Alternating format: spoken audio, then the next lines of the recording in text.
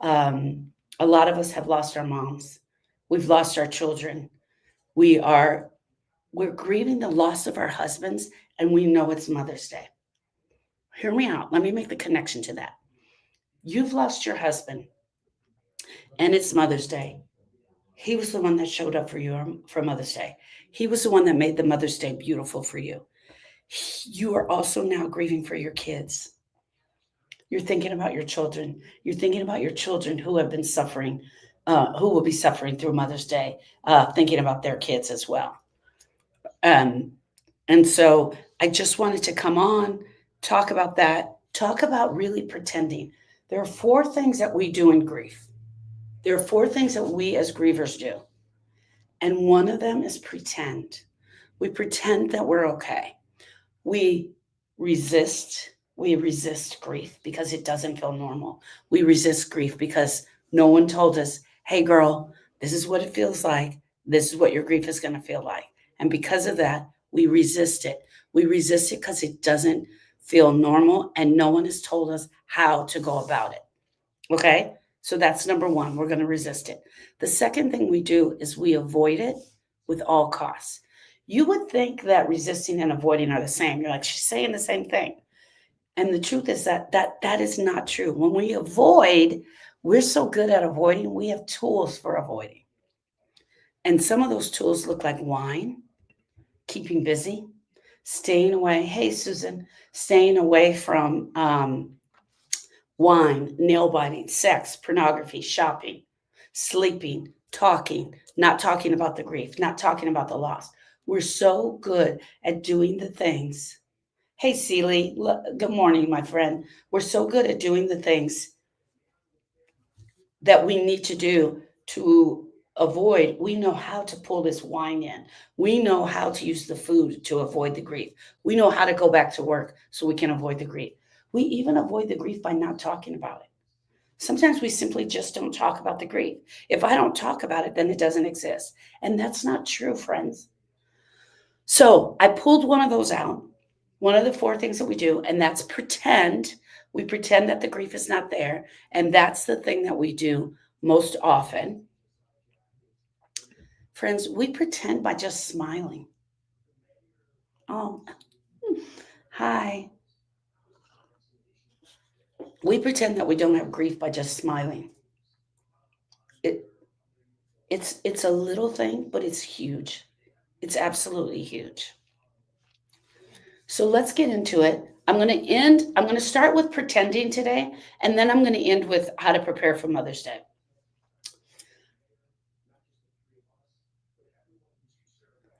Anna Marie says, yes, very true, but why do I still feel so numb? She's asking a question. Why do I still feel so numb? And TikTok, post everything there. When I'm finished with the live, I'm going to come over. Anna Marie, we feel numb because it's a protection mechanism. It is also part of resisting. We resist the grief. And when we resist the grief, it can come across to us as numb. I guarantee you, my love, first of all, I'm so truly sorry for the loss of your son. So truly sorry. Can you do me a favor and tell us his first name? Just his first name, so we can honor you and him today, especially for Mother's Day. So I'm going to answer Anna. David, everybody who's here. We don't have a lot of people here, but can we tap the screen for David and for Anna Marie? You're very welcome. You're very welcome. Part of the reason that we feel numb is that we go into resisting mode. And when we go into resisting mode, we don't allow the emotions in. And Anna Marie, you I don't know if you see me on a normal basis, but on a normal basis, I'm in my office and I have a whiteboard and I draw on there. And I don't have that today because I'm traveling. I will have it on Monday. Um, there's two types of grief, everyone. Let's start with that. There's two types of grief. And I need to go a little bit deeper in this with everybody because you guys haven't seen it in a while.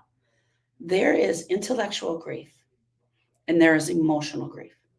Intellectual grief happens in our brain. It is everything that our brain does and tells us. Part of the pretending, Anna Marie, comes from our brain. The pretending and grief comes from our brain.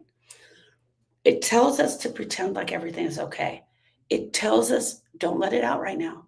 Don't let it out. She can't handle it. People don't want to hear about this anymore. The people around us don't give us space. It forces us into pretend. It forces us into pretend. The only option you have, my love, is to stay in the numb. Why? Because we don't have the space to grieve. People do not have the capacity to help you with the grief. So you're forced to stay in the numb. My thought is, Anna Maria, I'm sorry, I haven't even said your name. My thought is, you're probably not in the numb, but that's just a habit that you've gotten into.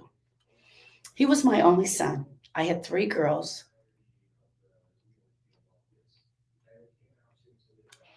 Everyone tops up a Hulk.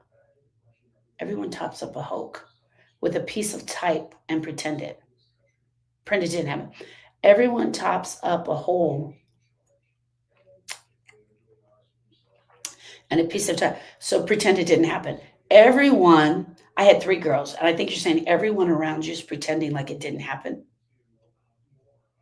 Yes, absolutely. So I want you to, you're all right. You're all right.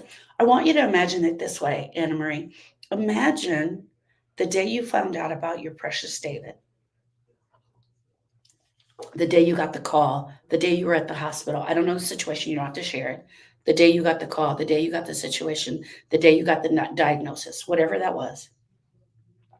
It's as if an imaginary knife, bam, was stabbed right through your heart.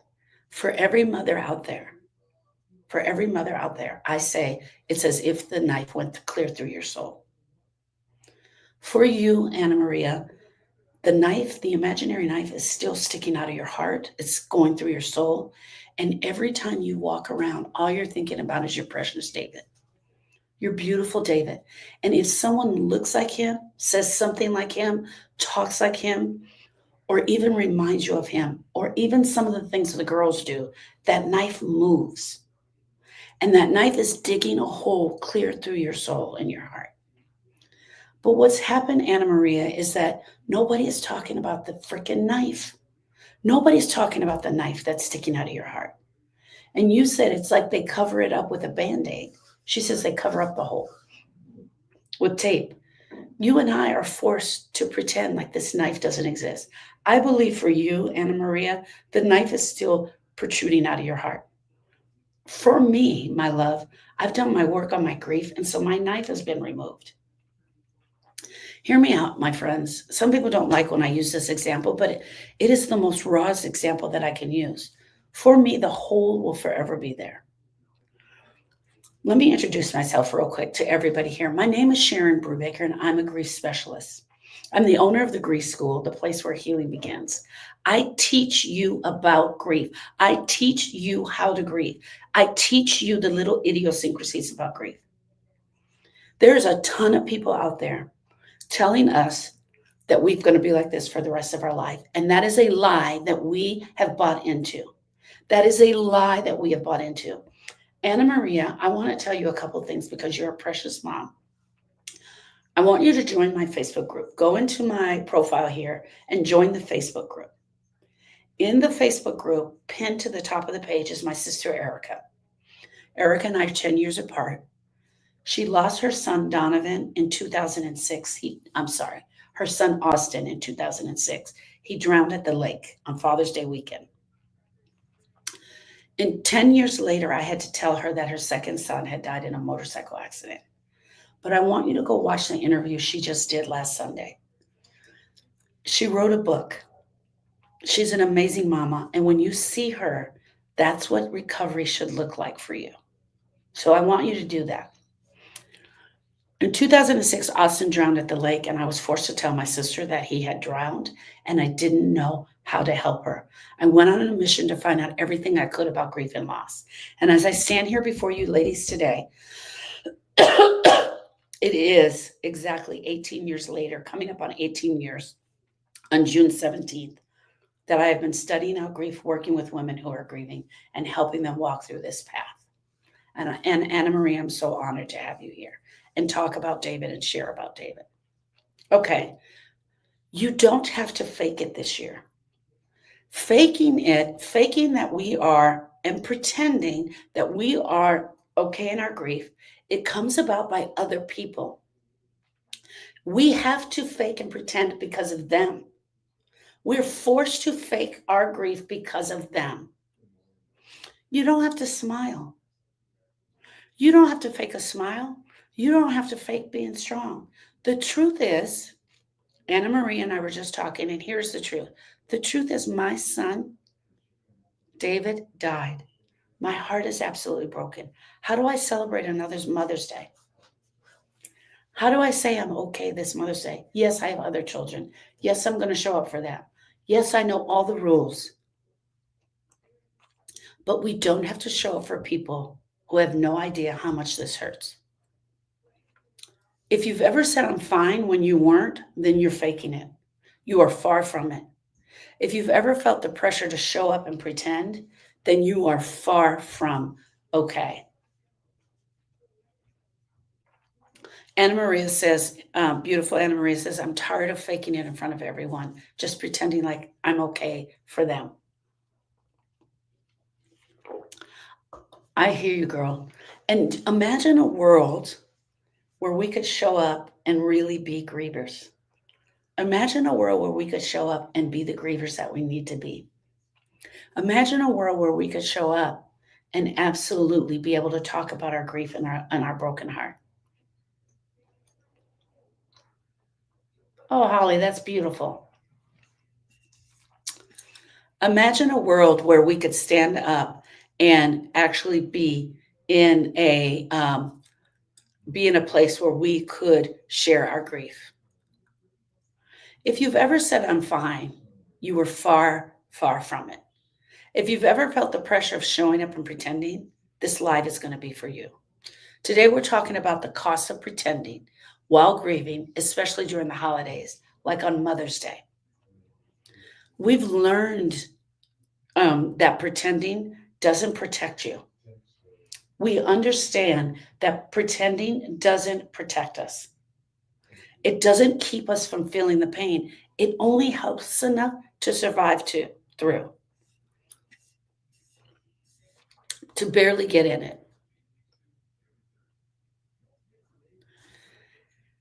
Pretending is to be okay in front of others so that they don't feel bad. Hear me out. When you are pretending for the other people in the room. Thank you, Celie. When you are pretending for the other people in the room. We're pretending so they don't feel uncomfortable. We're pretending so their hearts don't feel broken. We are pretending to be strong because people keep asking for that. They need that. They are insisting that we show up as if the grief is not bothering us. That's exactly what happens. We're pretending like the holidays don't hurt. We're pretending it's like so we don't have to explain ourselves again. Pretending is a protection mechanism. The pretending that we do in grief is a protection mechanism.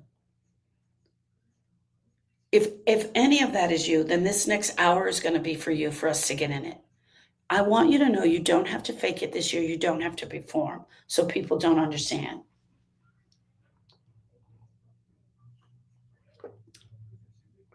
Anna Maria says, I don't have my little girls and I don't know where I would be if it wasn't for them. I do it all for them every day. Absolutely.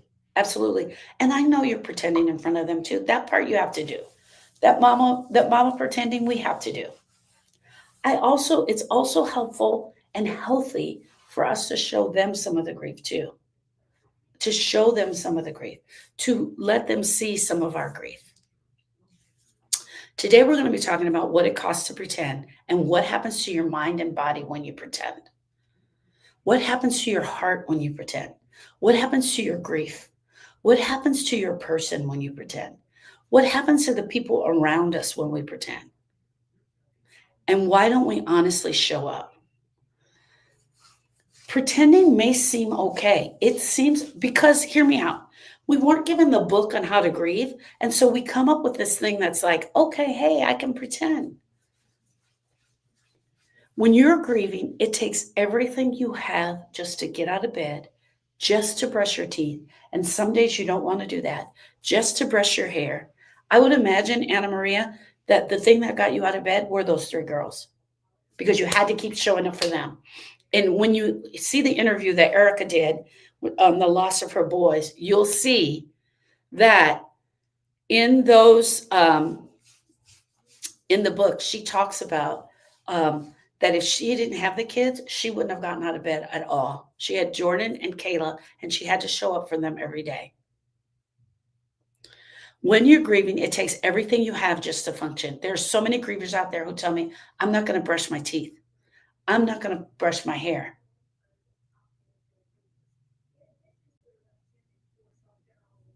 I'm not going to do these things.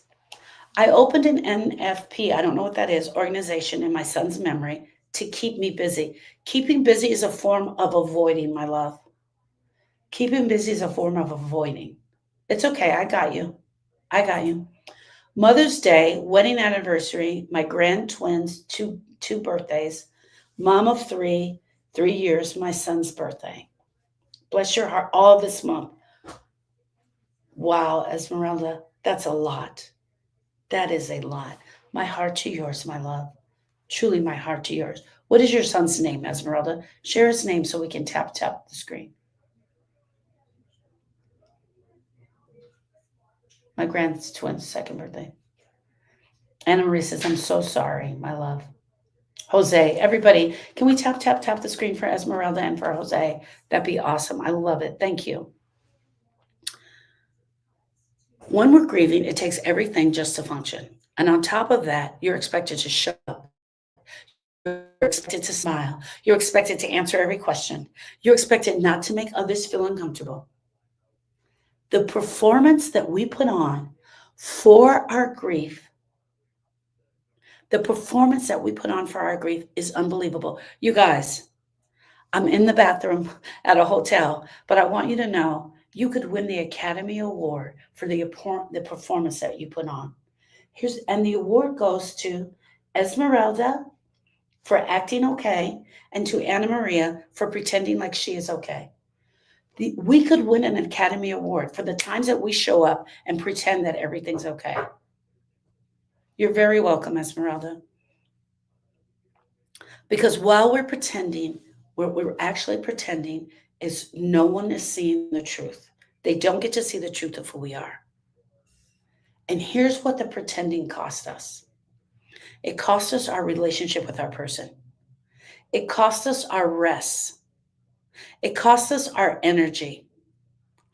It costs you your ability to process your emotions. It costs you your ability to process your emotions. It costs you your ability to be right where you are, where you actually are, and not the person you want to be. You want to be in bed crying for your son, but you don't get to do that because you got to go and pretend to everyone else that you're okay. Every time you hide in your pain to protect someone else's peace, you're actually abandoning yourself. And I know that's hard. I know it's harsh, but hear me out. When you start pretending like you're okay, and my son is alive and his birthday, awesome, would love it. When you're pretending that you're okay, and you're pretending that you're okay in your grief, you're actually abandoning yourself. Hear me out because this is going to be tough. And when you abandon yourself, you also abandon your grief for your person. There's a part of your heart that you are abandoning and letting go of, the part of your grief you're not attending to it. You're not taking care of it because you've abandoned that part of yourself. And that is absolutely huge. Oh, it's your mom. Give us your mom's name, Esmeralda. Okay, guys, if you're tired of pretending and you're ready to learn what grief really is, if you're ready to feel like what grief really feels like in your body, I want to invite you to do this.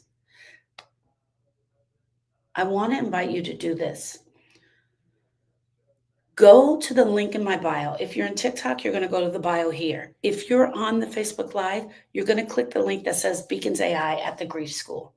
I want you to click that link. And there I want you to download something called the Griever's Guide. And it's totally free. I told you guys that I'm the owner of the Grief School, but here I'm building community. And in the community, there are certain things that I am offering to you guys. One of the things is these lives, going deeper in the grief. We've got to talk about the grief. I absolutely, in the Grief School, teach classes on how to move beyond the pain. But here, I want to give to the community. We are growing a community. I want to invite you to download the Griever's Guide. Here's what happened. Erica and I, the mother of Donovan and Austin, who died in 2006 and 2015, could not find the perfect definition of grief. We couldn't find it. So you know what we did? We wrote it. And that's what you're going to find in the Griever's Guide. In the Griever's Guide, you're going to get a new definition of grief, not the one you've been hearing out in the world, not the one that tells you you're going to be like this for the rest of your life, not the one that tells you losing a mom is the worst experience. They're all the worst experience. Not the one that puts your grief in a hierarchy and in the degree that it should go in. Not the one where you have to compare your loss to others. A new definition of grief that no one is talking about. Why grief shows up as fatigue, numbness, anxiety, why we shut down. How do we avoid our emotions? Why do we keep avoiding our emotions? And why are we do not know how to process them? When you download the Griever's Guide, you're going to get an invite to a video series that I have created. The video series will break everything down in the Griever's Guide for simply $27. Get the video series, my friends. There's a journal attached to the video series. There, I break down the Griever's Guide and everything you need to know. The Griever's Guide is the thing that I wish I had first. I have a section in there that talks about how to help your kids while grieving. I talk about being forever changed. Friends, and most of you know it here, and a lot of you will know it here. We will never go back to being the person that we were. We are forever changed. In 2006, Austin drowned at the lake. In 2013, our dad died. In 2015, Donovan died in the motorcycle accident. And in 2017, I lost my best friend, Sharon. And I share about those relationships a lot. In the video series, I talk about them. I talk about the grief. I talk about the grief with Erica and I. One of the things we also talk about is the 4 things that we do: resisting, reacting, avoiding, and pretending. And today I'm taking a deeper dive into pretending. Pretending doesn't start with grief. It started long before we came upon our grieving experience. Listen to me, and I'm going to tell you this. When we were little girls and little boys, we were taught to be polite. Hey, Celie, your friend is here. Let her play with your doll. She's come over. Let her play with your doll. You don't need that doll. You get to play with her every day. Hey, Miss Celie, say hi to your teacher. Say good morning. Say, I'm so excited to see you. Tell your friend how happy you are to have them. Friends, we were taught to be polite at a very young age. We were taught to be polite. And then we take that politeness and we attach it to our grief. Hey, wellness girl, we attach it to our grief.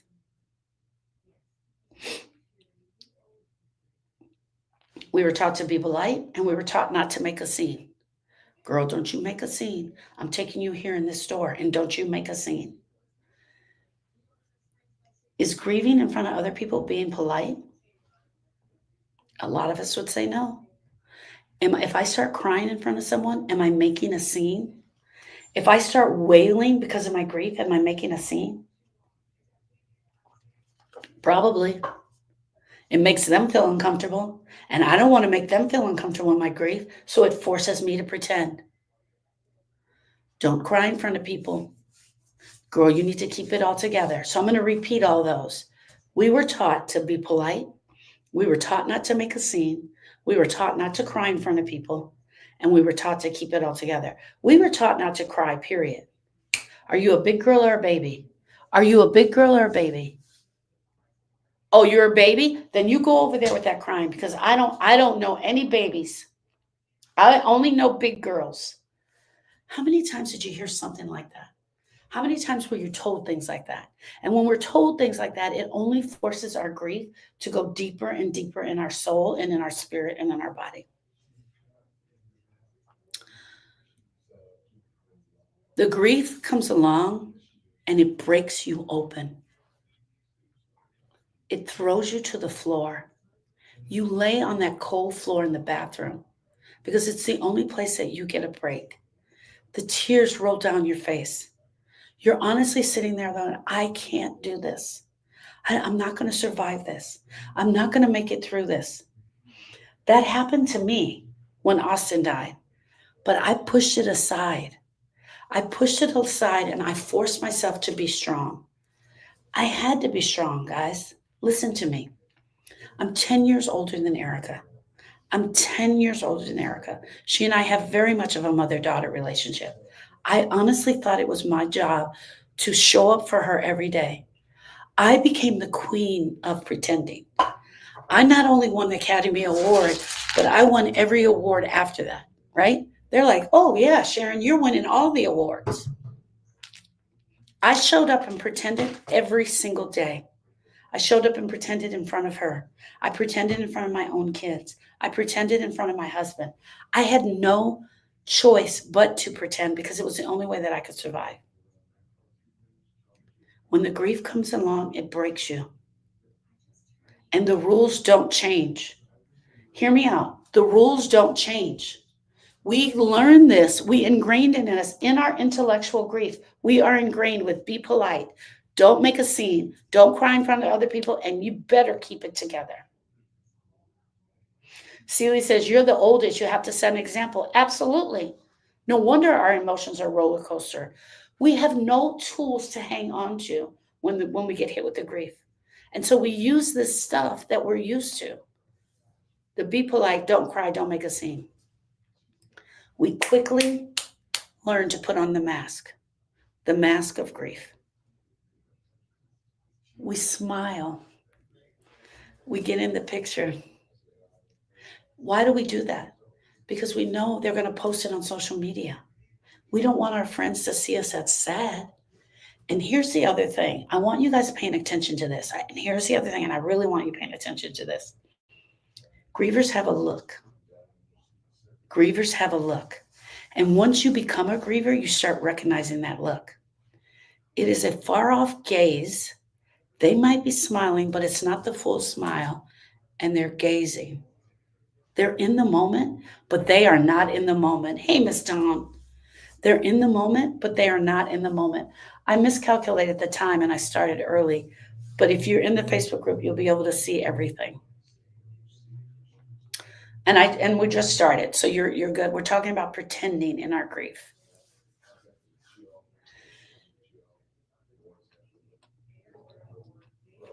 We learn to wear a mask. We smile in pictures. We nod politely at people.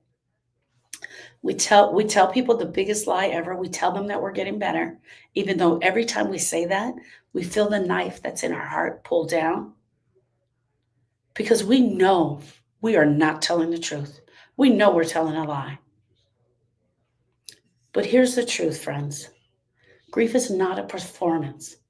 You were never required to put on the performance that you're putting on. It's not your job to make grief digestible for everyone else in the room. I'm going to repeat that because it is huge. It's not your job to make this grief digestible for everyone else in the room. It is not your job to live in this grief as if everything is okay, so everyone standing around you can feel better.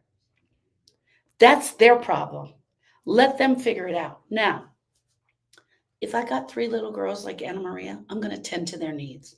I'm going to talk to them about grief. I want to talk to my husband about grief. I'm going to be around my people. I absolutely am. But I want you to understand, I am going to grieve myself first. If I am here on the next grieving experience with my family, I'm going to do it totally different. I'm still going to be strong, you guys, because that's just how I show up. And I did do it different when Donovan died. I'm going to be strong because that's how I show up. I'm going to call a funeral home. I'm going to set the funeral because those are the things that I do. I'm definitely going to do that. But here's the deal. I'm also going to grieve. And I'm also going to tell my truth. I'm going to tell my truth about the grief. I'm going to tell how I'm feeling. I just am. It's not your job to make this grief digestible for others. You can pull it back a little bit, but it is absolutely okay to break down and cry. We don't have to act healed when we're still bleeding inside. We don't have to act healed when we're still bleeding inside. We look tired, but our eyes, which I think in the mirror for others, it just shows, and I'm done with that. Yes.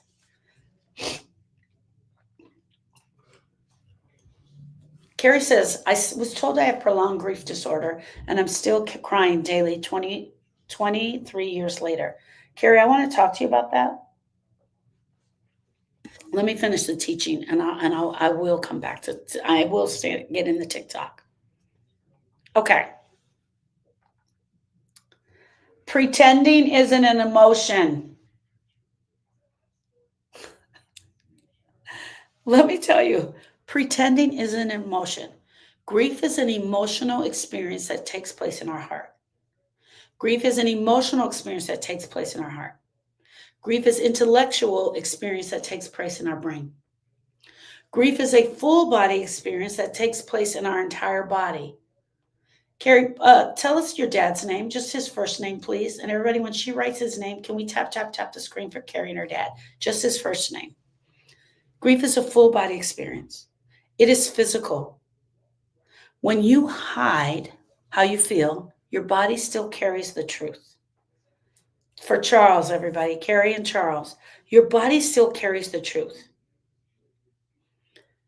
Pretending is not an emotion. It's an action that you're doing for the world to make them feel better.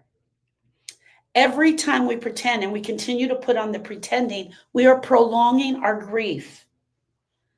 Let me say that out loud for the people in the back. The longer you pretend, the longer you are prolonging your grief. You might have headaches. You might have tightness in your chest. You might have a constant fatigue. You might have trouble sleeping. You could have nausea. You can have body aches. You can have numbness. You can be crying all the time or not crying at all. This is your body screaming for you to be honest. Friends, listen to me when I tell you this. The moment we have a grieving experience, we start to drink the poison of grief. We start to drink it down. It is the pain. It's the brokenness. It's the thoughts that we don't know where we're going to go. What am I going to do? What am I going to do with this? What do I do with this pain? It is all of that. It is all of that. That poison seeps into every part of our body. The nervous system spreads it all over our body. It gets stuck in our gut. It gets stuck in our back. We feel it in our face. But we don't put it out. We don't share it. We don't process it. Our body is screaming for us to be honest so that we can get this poison out of our system. How do we get it out? Number one, we get it out by learning. You're learning here. You're learning in the lives. When you come to my study hall, my grief study hall, which is on Tuesdays from 1 to 3, it is the best grief support group we have. It is the most amazing grief support group that we have. When you come to that grief support group, the grief study hall, I teach a lesson in there. There we're seeing each other face to face. There I can coach you on areas that you're stuck. Every Tuesday from 1 to 3 Central Standard Time. It is something that I give back to the community.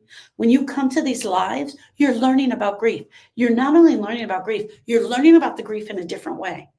I'm not standing up here telling you the bullshit that you've been hearing. You're going to feel like this for the rest of your life. This is something you have to carry. No, friends, you're going to miss your person.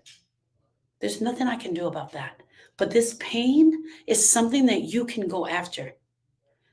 This pain is something you can work on. But here's the deal. We've been set a line of bullshit and we fall into it. We don't carry the grief. pain forever. We carry them missing them. And look at this. This is your grief pain. This is the part you go after step by step and you work on. This is the missing them, that knot in your stomach. Every time you think about that, that, my friends, hangs on for a little bit longer. But eventually it softens and it does open. Today, as I stand here before you, since 2007, I lost Sharon.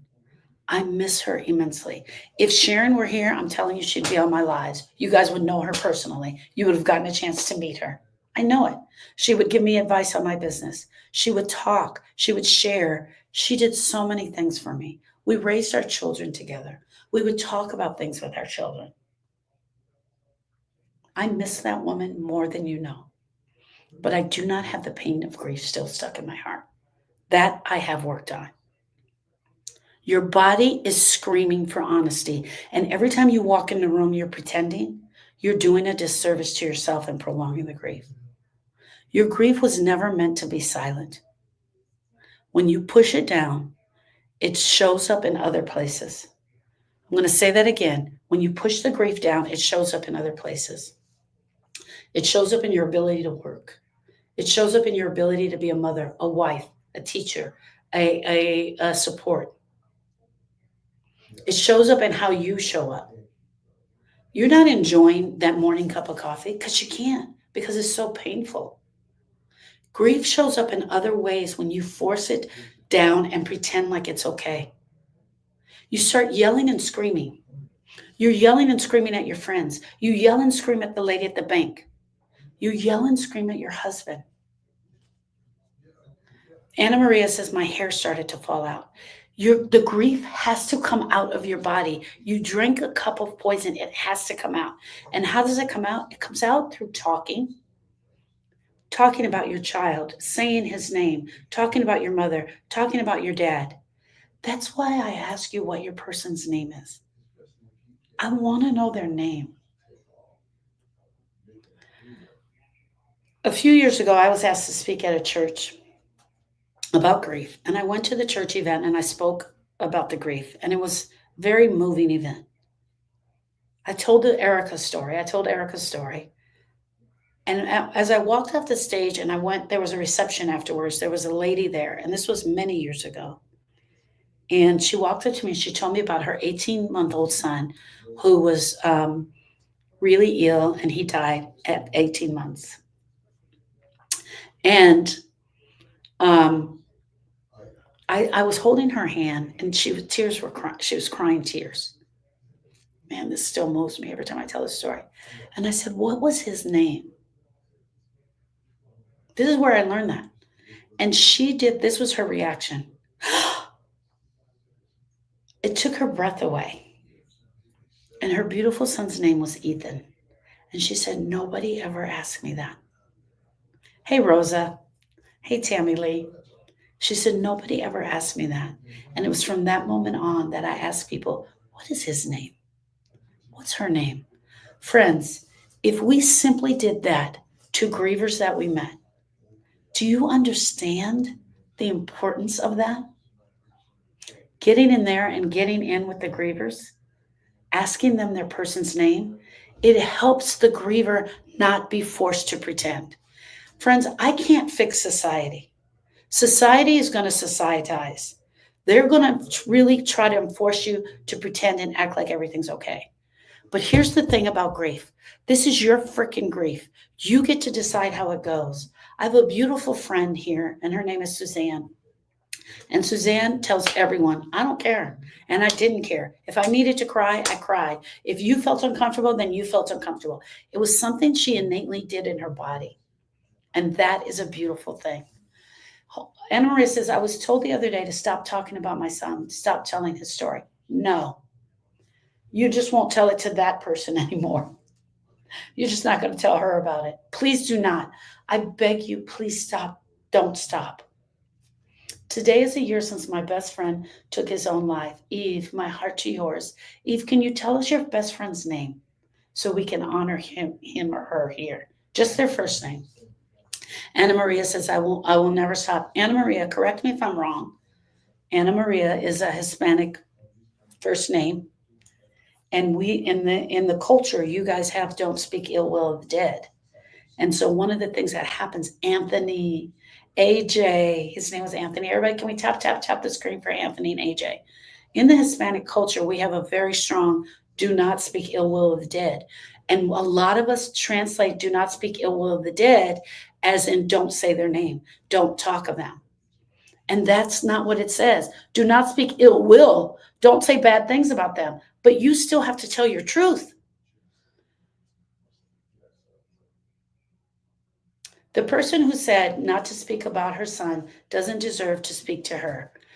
No. And Marilyn, the other thing is she needs to prove that my son is important and I'm going to still talk about him. She doesn't have to talk directly to her, but I would still speak to her.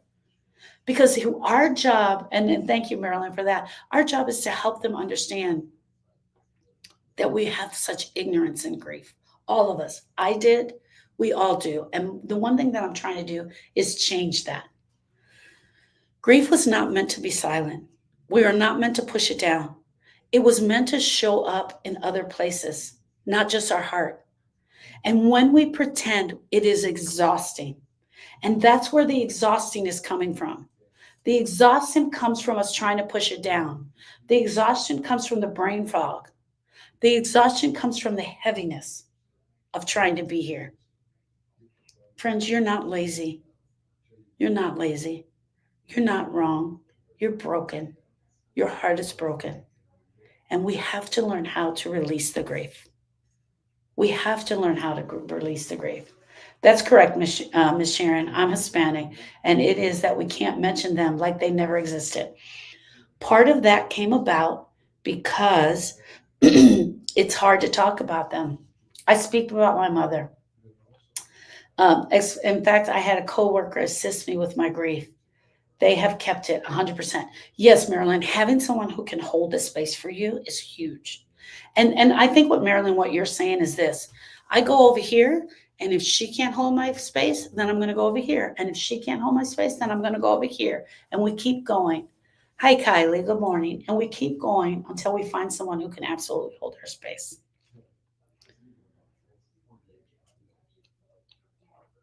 If you're someone who is in your body has been screaming to you, I can't do this. I can't keep doing this. I can't keep going like that. Then this program is for you. My name is Sharon Brubaker, and I'm the owner of the Grief School. The Grief School is the place where healing begins. The Grief School is where you step into the Grief School, and I teach you how to do this grief thing. But before you get into the Grief School, I'm starting this community, a community of women where we can help one another who are grieving. I take the grief and I turn it on its head. The bull crap that we've been taught and how we're forced to pretend and not grieve is holding us back and is prolonging our grief. 100%. If you're new here today, and if you've been here for a while, I want to encourage you. Go to the link in my bio if you're in TikTok, and you're going to click on the link that says click here for hope.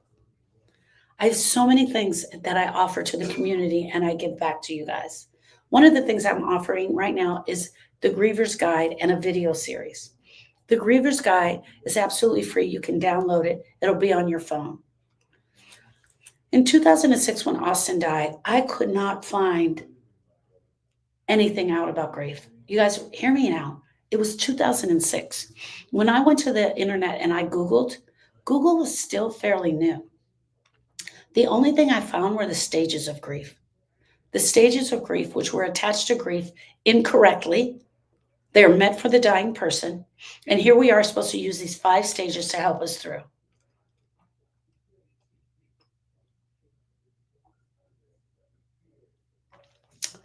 Absolutely. I want to encourage you to grab that Griever's Guide. You will walk away with a deeper understanding of really what's happening inside you, the language and the name for the pains, the tools we begin moving towards this peace, not pretending by processing it. Also, my book is going to be coming out and it's called Grieve That Shit. You can get on the wait list and you'll get all the information about that. All right. Oh, Shorty, my heart to yours. Can you tell us his first name so we can honor him today? Shorty says, for me, July 4th of this year will be my 4th year of widowhood. Hey, Bella Red, I'm so glad you're here.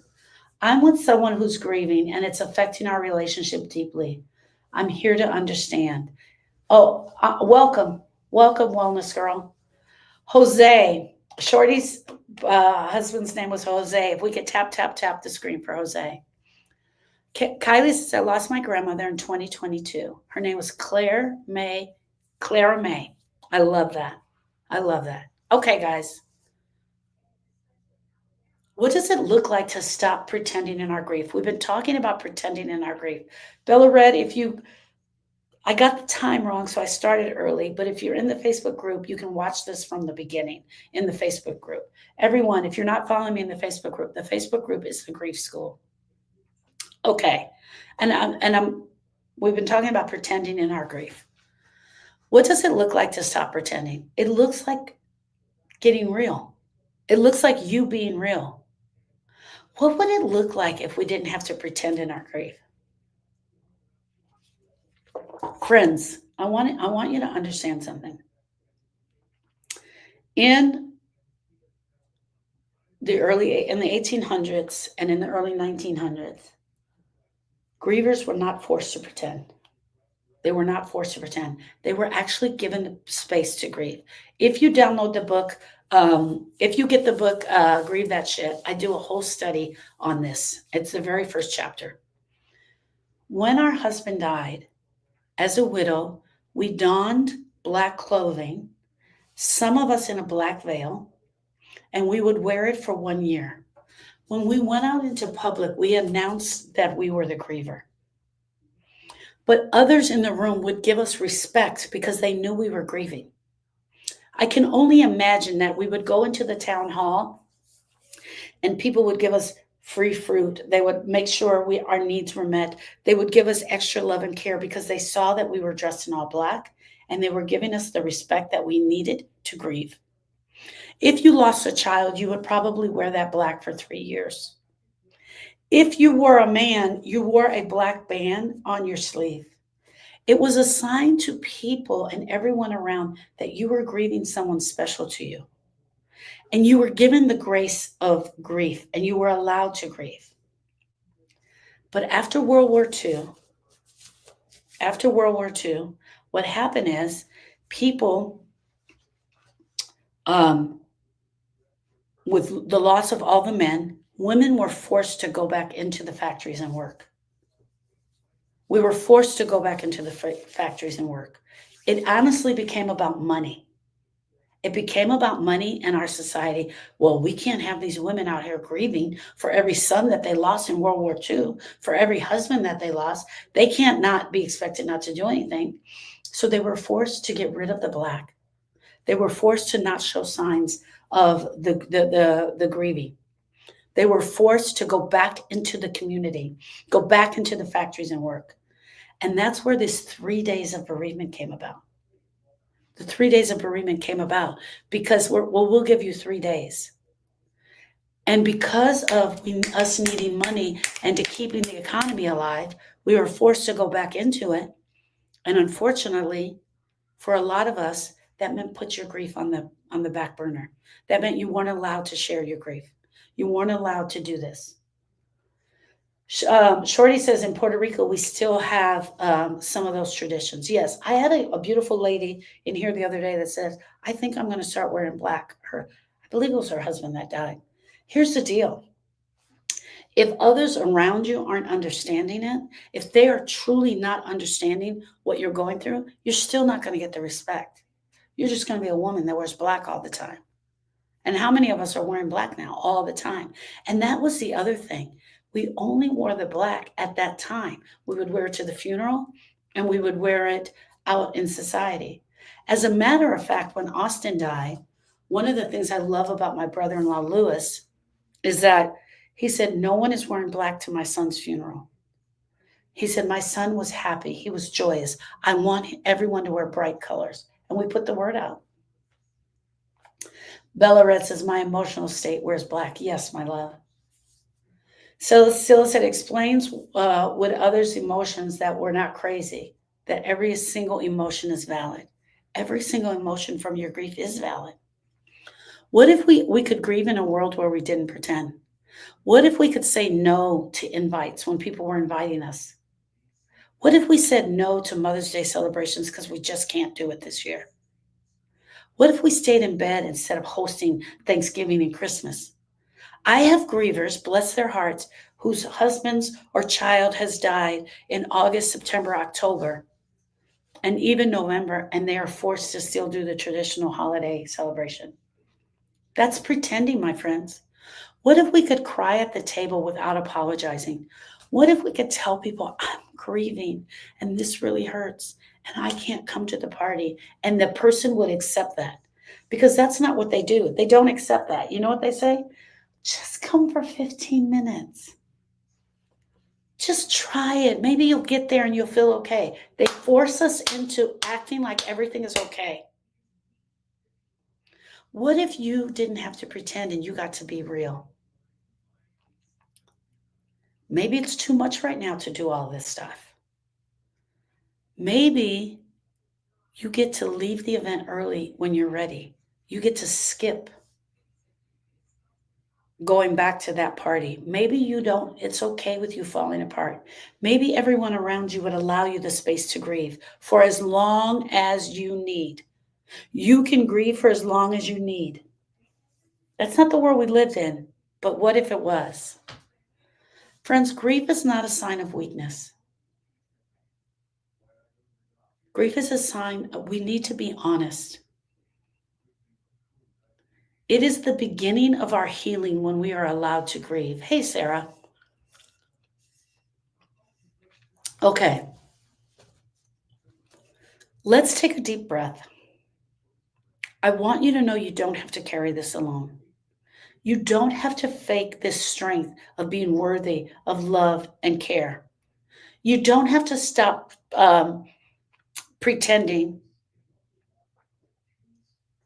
to still be deeply loved. We're going to love you no matter what. And when you stop pretending, I'm sorry, I read that wrong. I'm so sorry. You can stop pretending and still be deeply loved.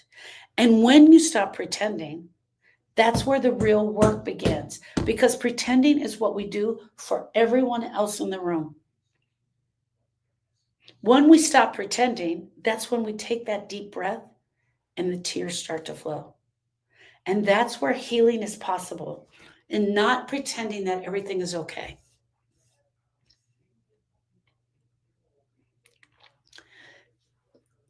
Friends, my name is Sharon Brubaker, and I'm the owner of the Grief School. I absolutely sell programs in the Grief School to help you move beyond the pain.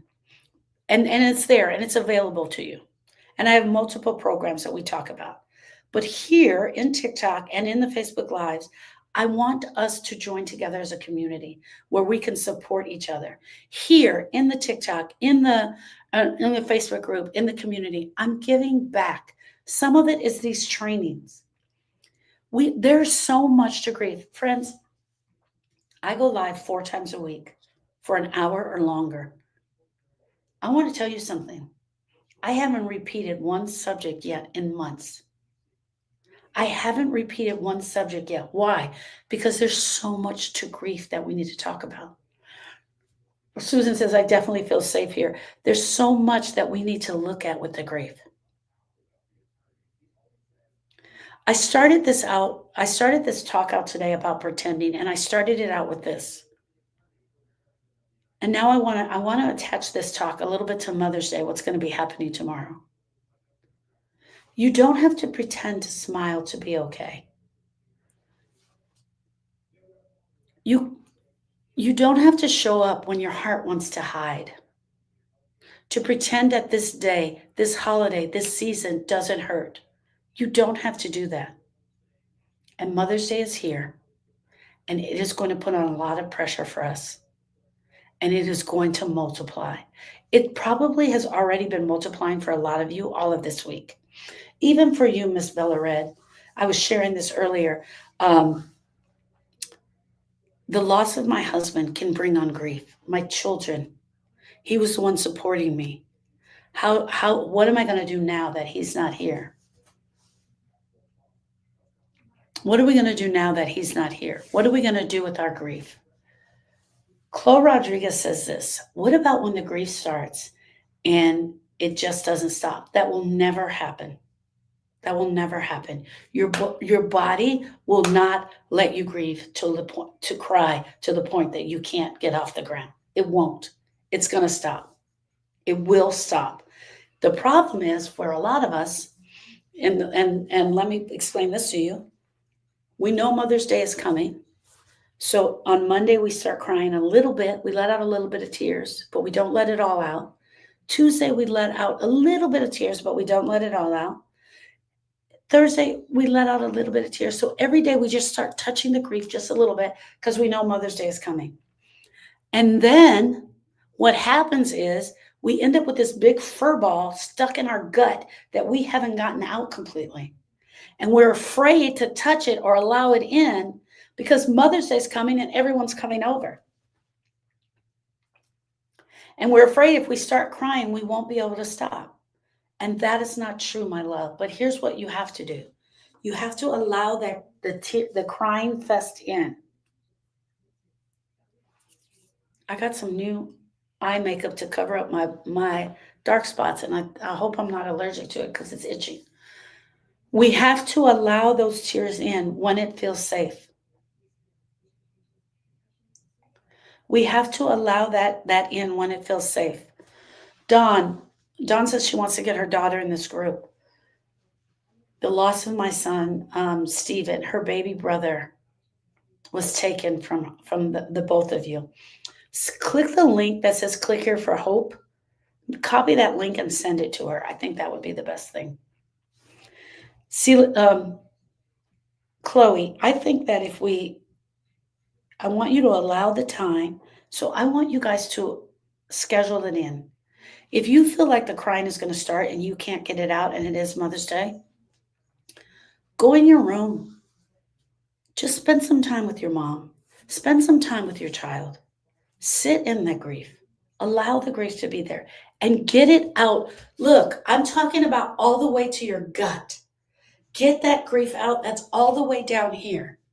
All the way down here. I want it to come out of here and come out the front of your face.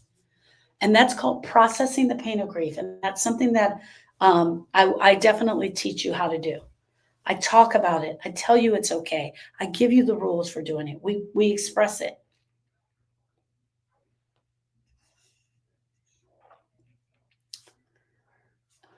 There is so much performance built up in holidays.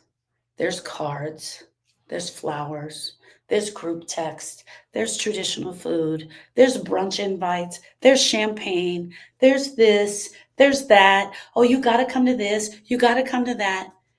But we're the grieving. Our hearts feel broken. We don't understand how to move beyond this pain. Our hearts feel broken. Our family is getting together for the normal Mother's Day brunch that's going to happen on Sunday. And guess what? I don't feel like going. I don't know if I can muster it up. Some of you will go, and some of you will pretend that everything is okay. And some of you will still be broken in that pretending. You will go and you will feel absolutely miserable. And I want to offer you this. Don't go. If you don't feel like it, don't go. But have a plan. Have a plan of what you're going to do. Some of you are going to tell your family that you don't want to go, and this is the text you're going to get back. Hey, girl, just come for a little while. Just 15 minutes. We really want to see your face. We want to know that you're okay. And maybe when you get there, you'll feel like staying. I'm telling you in your gut, and I'm giving you permission.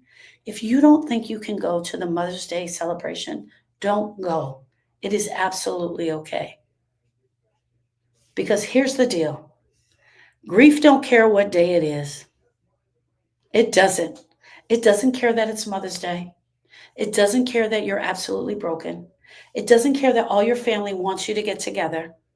If you don't feel comfortable taking your grief with you there, if you can't share the grief there, if it feels too heavy, then don't go. It is okay.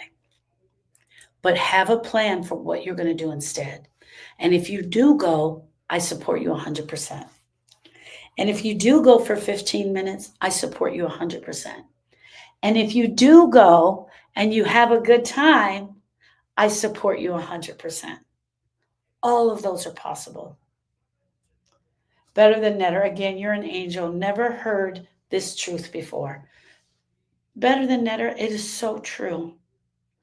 I see a lot of grief people out there and they're talking about grief, but none of them are really talking about getting deep down and how we're going to survive the grief. That's the difference with me. I'm not talking about you're going to feel like this forever. You're going to feel like this for the rest of your life. Andrea says, I wrote a letter to a guy who lost his mom and told him to be gentle with himself. Andrea, so beautiful. I'm so thankful my small family circle gets my grief. Sarah, do you know how blessed you are? Sarah says, I'm so thankful that my small family circle gets my grief. When we can allow someone to bring their grief in, like Miss Sarah, look at this.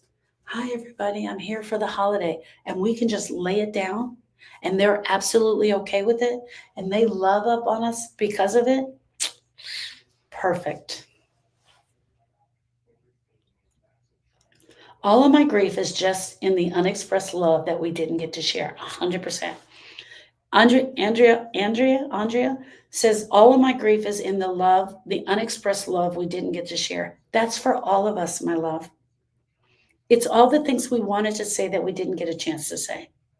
All of the love that we didn't get to express. All of the how important they were, not getting a chance to tell them that. Is all of that. Grief doesn't care what day it is. And it doesn't go away just because the calendar says it's Mother's Day and it's time for you to celebrate. And it definitely doesn't disappear just because people expect you to smile. You may be grieving your mother. You may be grieving your child. You could be grieving your best friend. You could be grieving the loss of your husband. You could be grieving the feeling that your life is just not as happy or fulfilling as you want it to be. You can be grieving someone who is still alive. You can be grieving a less than loved one. You can be grieving a complicated relationship. You can be grieving a complicated relationship that you left with more questions than with closure. Or maybe you're grieving the version of yourself or you're the mother that you never had. I'm telling you guys, there are 47 or more known losses, and that was just a few on the list. Grief doesn't just mean death. And there are so many things. Thank you, Bella Red. There's so many things that we're going to be grieving this year. When we walk into the celebration of Mother's Day, we're not just the mother who has lost a child. We're not just the wife who has lost a husband. We are broken. We are women who are broken. And yet the world is expecting us to perform for them. And for that, I am truly sorry. But what you need is you need to understand and you need to have clarity. And the clarity is this. I want to give you permission that you don't have to put on a performance. You owe yourself honesty. You owe yourself your space not to be okay. You owe yourself time. You owe yourself the right to feel the way you feel no matter what, without needing that space to be justified. Mother's Day is hard enough on its own. And Mother's Day is not for everyone. And not everyone will get it. And not everyone will understand. And there is no shame in you saying, I can't pretend any longer and I'm going to stay home today. Or I am going to come for a little while. But I want you to know this really hurts. I want you to know that this really hurts. You, my friends, do not have to explain it. You don't have to apologize. You don't have to apologize and explain to anyone why you're not coming or why you're not doing the thing. I want to make sure you all have a plan for tomorrow. What is your plan for surviving? Are you going out? Are you going to go to the family gathering? Are you doing something different? Whatever it is, I want to support you 100%. You don't have to explain. You don't have to apologize. You just have to get real with yourself about where you are with your grief right now. You have to get real with yourself about where you are with your grief right now and what you need. And you have to come verbal with that. They are not going to meet you halfway. They cannot fix this for you. They're not going to try to fix this for you. It is not their job. This is your grieving experience. You have to tell people what you need. Because pretending tomorrow is only going to pile up the pain more on top of what you're already carrying. Say what you need out loud. Be honest in your grief. Talk about it. Andrea says, sometimes I think our loved ones miss us as much as we miss them. Yes, I believe that. I normally plant purple flowers for my mom in the garden. I started doing this last year. I have a beautiful sister in here, not blood sister, but grief sister in here, who's planting a beautiful fairy garden for her mom. It was a tradition they did every year. I love when we have traditions. When we have traditions and we know it's something we can do every year on Mother's Day in honor of our mom, in honor of our motherhood, it helps us knowing that we have a set plan that we're going towards. That's not going to help us break down. Ashley said, today has been a year since I lost my Grammy. I love her name, Grammy. And I feel so lost today. Everybody, can we tap, tap, tap the screen for Miss Ashley and for Grammy? Um, Mama Meet the 26 is Sandra, another beautiful sister who's in the community. And she says, I'm realizing now that I don't have to explain why I say no to is eye awakening. It's opening up her ideas of who we are. Okay, guys. Thank you, Sandra. I'm so glad you're here. I want to ask you a question, yes or no question. Are you guys feeling pressured to pretend that everything is okay for tomorrow? And Sandra, I don't know how long you've been in here, but I also said this. It could be the loss of your mother. It could be the loss of your father. It could be the loss of your sibling. It could be the loss of your job. I don't know what's going to be bringing up the grief tomorrow. It's one of 47 known losses that could be bringing up the grief for tomorrow. Here's my question. Kylie says, tap, tap, tap. She's tapping the screen. I have a set plan. Kylie, I love it. Do you feel pressure to pretend that everything is okay tomorrow? Yes or no? Are you feeling pressure to pretend that everything is okay? Yes or no?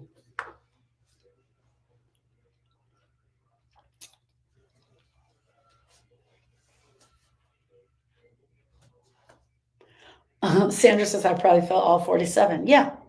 Celie says, no. No, I don't know if they have anything planned.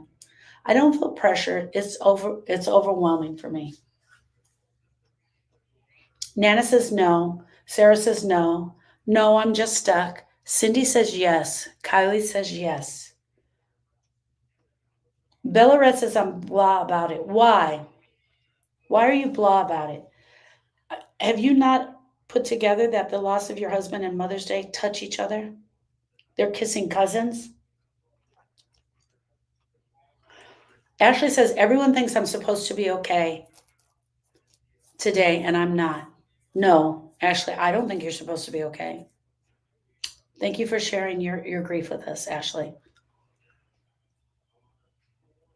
My current job has this toxic positivity going on, and yes, I'm pressured to pretend every day, even though I'm so exhausted. I can't wait to be out. My heart to yours, friend. Truly, my heart to yours. Cindy says people forget. They forget that we're broken. They forget that our hearts ache. They forget that this is hard. And they don't allow the space. I haven't got a sign from my mom. My heart to yours that comes soon. Ashley. Oh, Ashley is Grammy. Everyone, can we tap the screen for Grammy and Ashley? Can we give her some love today? Can we give her some love today? I pray 8488 that you do get a sign. She's looking for a sign for her mom. What is mom's first name? 8488. And let's tap the screen and send her some love. I miss even us fussing about him waiting to the last minute to do the shopping with the kids. Oh, Edna, everybody, can we tap the screen for 8488 and Edna? Give her some love. Bella Red, are you going to do some shopping tomorrow with the kids? What's your plan for tomorrow? Bella Red just lost her husband and she has kids. I'm around people who don't know what I'm going through. So I get a break from grief and my thoughts. So you look at it as a break when you get in there and you're not having to talk about the grief. I love that. I love that, Sandra. Okay, true or false? True or false? You feel like the world forgets about your grief on the holidays. They want the holiday to be perfect. So they especially don't show us that they remember your grief on the holidays. True or false? The world forgets I feel like the world forgets it, especially on the holidays. Andrea says true. Sandra says true. Better Netter says true. Seeley says true.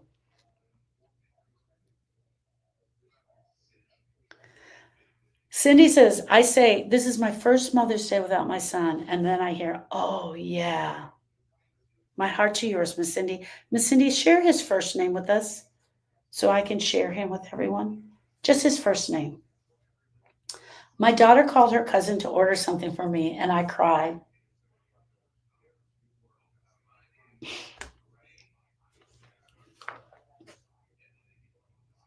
Thank you, Bella. That took my heart away. Sometimes you guys share these stories, man, and they just get me. My heart to you and that baby girl. True. And then you share and they look at you with such pity. That's it. It's the pity part. Thank you, 8488. It's the pity part. Bella, how old is she? How old is she, Bella?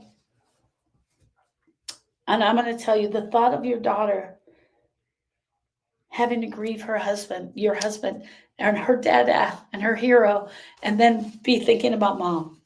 My heart to hers. Truly, my heart to hers, Miss Bella. She got me. Tell her she got me. Every now and then, y'all do get me. Sweet, sweet young girl thinking about her mama on Mother's Day.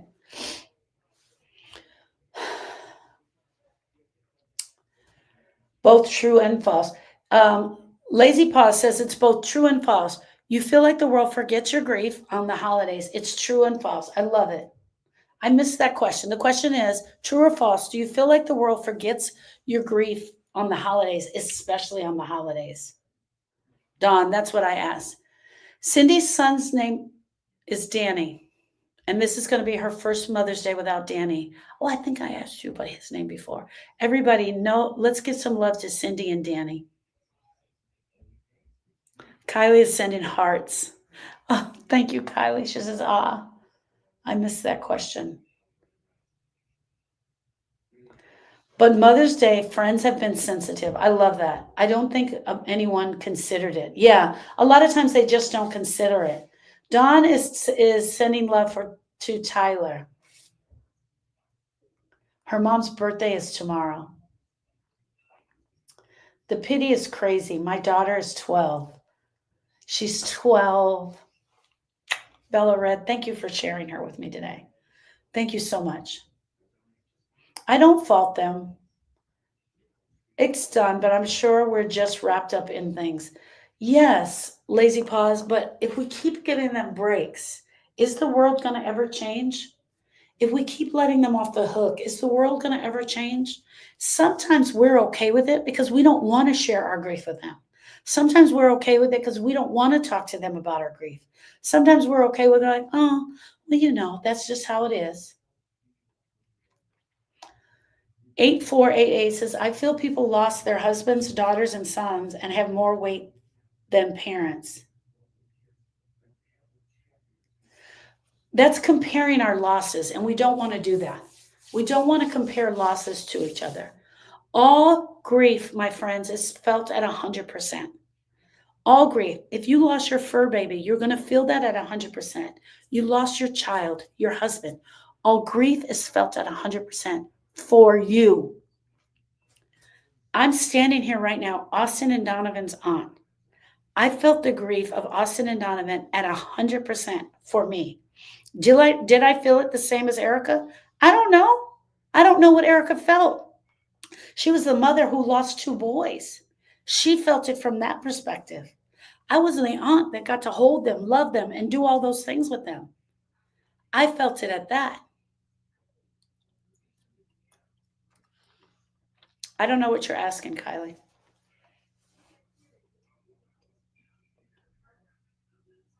I feel who lost husbands, daughters, and sons have more weight than parents. I don't know what you mean. I did mention that the day was hard to them. Oh, love it. Love it. Lazy Paws told her truth. 8488 says, thank you. Something you know that it's going to be hard, and then the noise makes you question.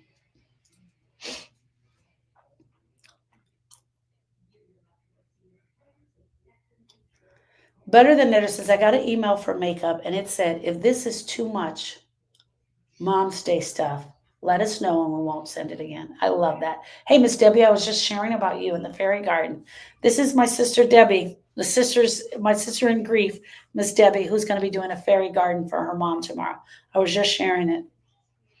I was sharing how traditions help us deal with the day. How traditions, you guys are going to be upset with me, but I got the time wrong, Miss Debbie. I'm in New Mexico and I lost an hour and I came on an hour early. So you'll have to watch the replay in the group. I'm sorry. Don't be mad at me. Okay, my last question. Do you dread this weekend more than you're admitting it? I want you guys, before you answer, this is a yes or no question. I want you to go into your soul and tell me, do you dread this weekend more than you're admitting it? Yes or no? 8488 says yes. Oh, okay, I got it. Kylie says she lost both of her grandmothers. Yes. Okay. For everyone that's answering yes to this question, I want you to simply say to yourself, tomorrow is going to be hard. Tomorrow is going to be hard. Kaba, I'm a motherless mother. Dawn says, I think I'm numb about it now. Cindy says, yes. Yes. Hell yes. For Tracy and Mia, I do. Sandra, yes. Lazy Paw said, no, my mom never really cared about Mother's Day. Here's the deal, guys. I don't get into Mother's Day that much as a mom and as a grandma.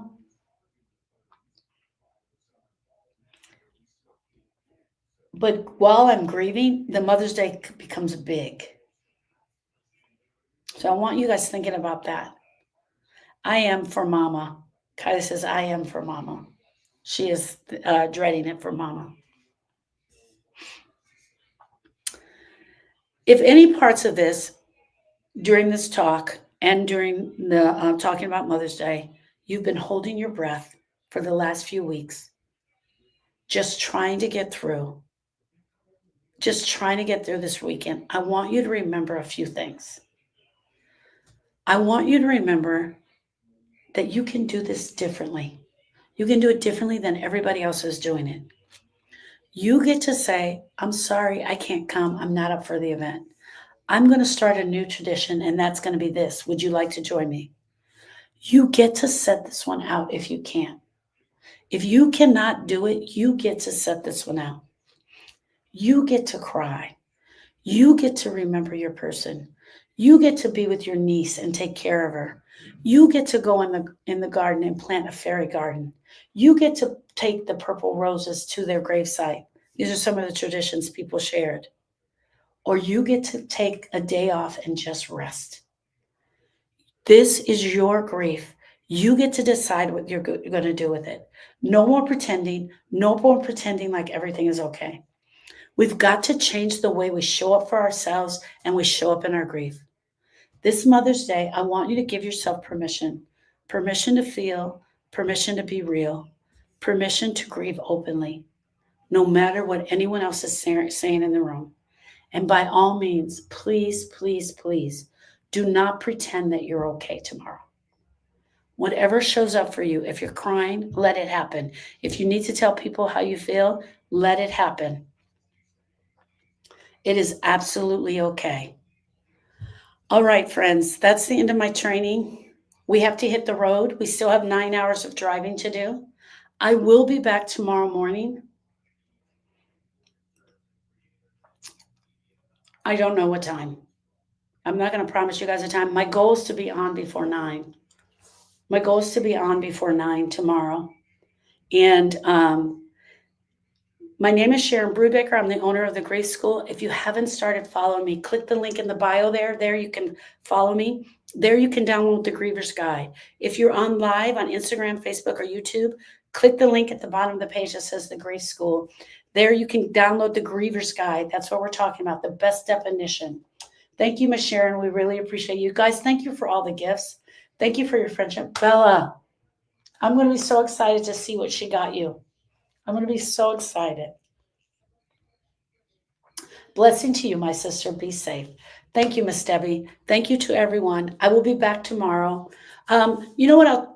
I'll be back tomorrow. So in the morning, it's going to be in the morning for sure, so that you guys I can give you strength. It's going to be about Mother's Day and giving you some ideas how to survive. And I just want to show up. I want to show up as someone who can support you and help you through any emotions that I'm going to be looking for the emotions that are showing up tomorrow. So we're going to do some training on the emotions that are showing up in Mother's Day. I love you all. My heart to yours. And I'll see you guys tomorrow. Bye. Bye. Take